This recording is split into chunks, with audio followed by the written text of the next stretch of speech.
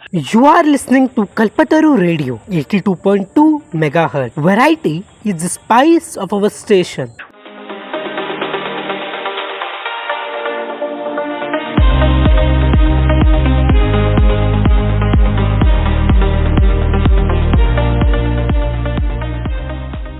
भारत की है कहानी सदियों से भी पुरानी है, ज्ञान की ये गंगा ऋषियों की अमर वाणी, ये विश्व भारती है, वीरों की आरती। आप सभी का स्वागत करता हूँ कथा एक महाभारत की। हे कथा संग्राम की, विश्व के कल्याण की, धर्म अधर्म आदि अनंत, सत्य असत्य क्लेश कलंक, स्वार्थ की कथा परमार्थ की, शक्ति है भक्ति है, जन्मों की मुक्ति है, जीवन का ये संपूर्ण सार है। युग युग के कण कण में, सृष्टि के दर्पण में, वेदों का कथा अपार है, कर्मों की गाथा है, देवों की भाषा है, सदियों का इतिहास का प्रमाण है, कृष्णा की महिमा है, गीता की महिमा है, ग्रंथों का ग्रंथ ये महान है। महाभारत महाभारत महाभारत। तो आइए महाभारत के इस पहले अध्याय में आज मैं आपको बताऊंगा शांतनु और गंगा की प्रेम कहानी और उनका विवाह, भीष्म का जन्म, भीष्म प्रतिज्ञा और भीष्म से देवव्रत बनने का सफर।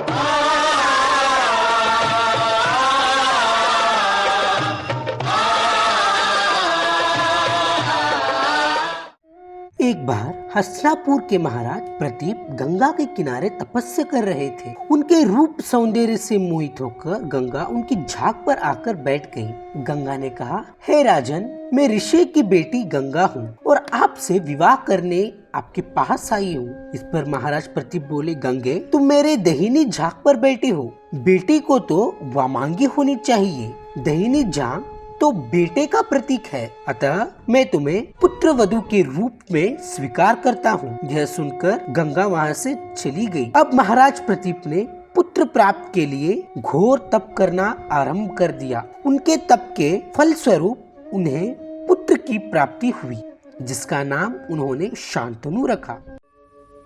यदा यदा हि धर्मस्य ग्लानिर्भवति भारत अभ्युत्थानम् अधर्मस्य तदात्मानं सृजाम्यहम् परित्राणाय साधूनाम्।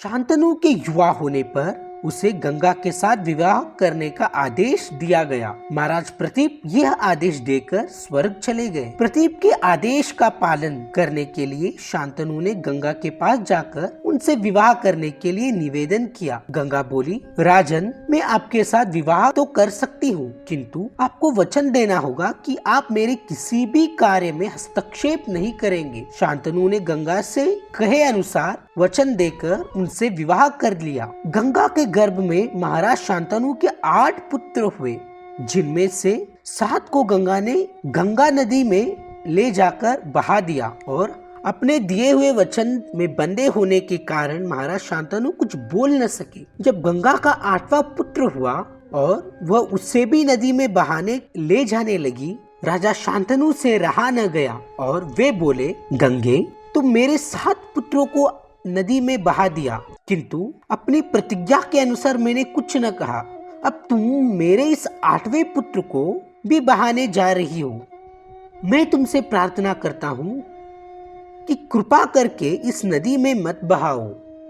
महाराज शांतनु की बात सुनकर गंगा ने कहा, राजन, आपने अपनी प्रतिज्ञा भंग कर दी है, इसलिए अब मैं आपके साथ नहीं रह सकती। इतना कहकर गंगा अपने पुत्र के साथ चली गई।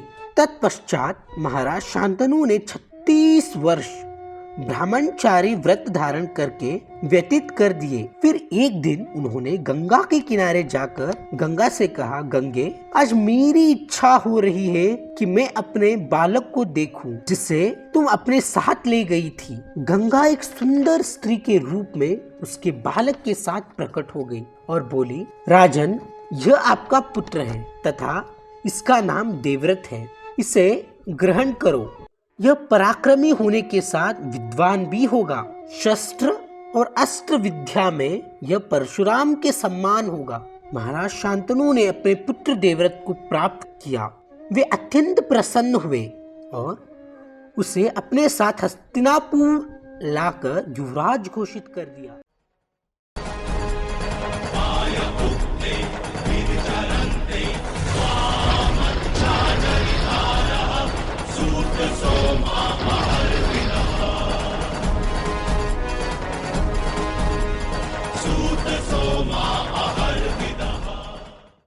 एक दिन महाराज शांतनु यमुना के तट पर घूम रहे थे। उन्होंने नदी में नाव चलते हुए एक सुंदर कन्या से आकर्षित हो गए। उसके अंग अंग से सुगंध निकल रही थी। महाराज ने उस कन्या का पीछा किया और उससे पूछा, हे देवी, तुम कौन हो? तो वो कन्या बताई, महाराज, मेरा नाम सत्यवती है और मैं निषाद कन्या हूँ। शांतनु उसके रूप यौवन पर रीझ कर तत्काल उसके पिता के पास पहुँचे और सत्यवती के साथ अपने विवाह का प्रस्ताव किया। इस पर निषाद बोला, राजन, मुझे अपनी कन्या का आपके साथ विवाह करने में कोई आपत्ति नहीं है, परंतु आपको मेरे कन्या के गर्भ से उत्पन्न पुत्र को ही अपने राज्य का उत्तराधिकारी बनाना होगा। निषाद के इन वचनों को सुनकर महाराज शांतनु चुपचाप हस्तिनापुर लौट आए।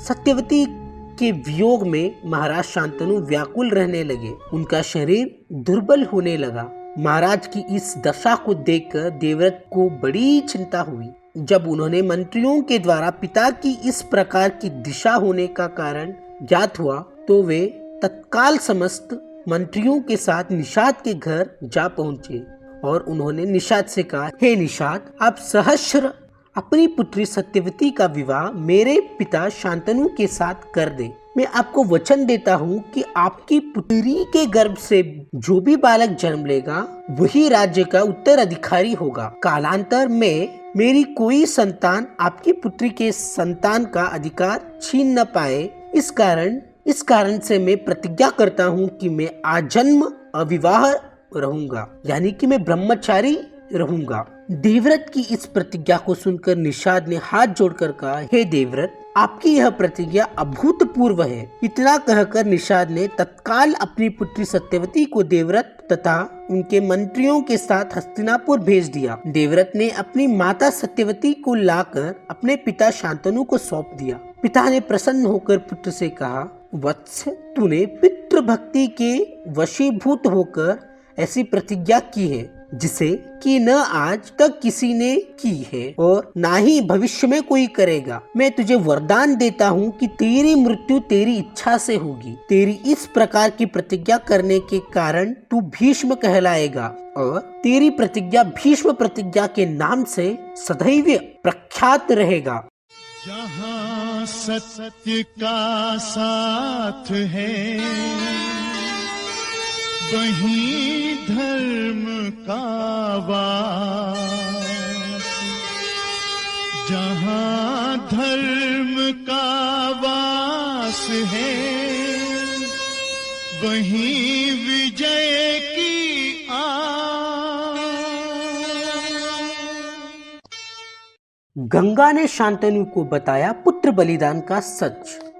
गंगा ने शांतनु से कहा, आप यही जानना चाहते हैं ना, माँ होकर भी मैंने अपने ही पुत्रों का जीवन क्यों छीना?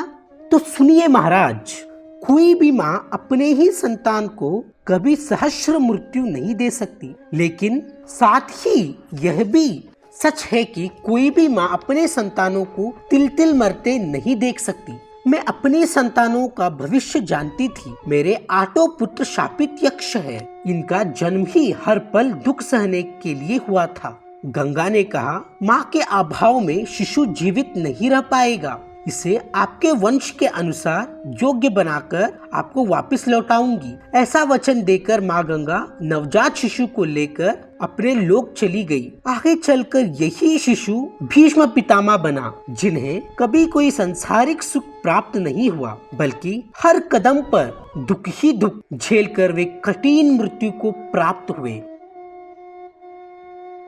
तो इसी के साथ आज का अध्याय यहीं खत्म होता है। अगले एपिसोड में फिर से लौटेंगे कथा हमारी महाभारत से जुड़े एक और अध्याय के साथ। तो सुनते रहिए कल्पतरु रेडियो 82.2 मेगाहर्ट्ज।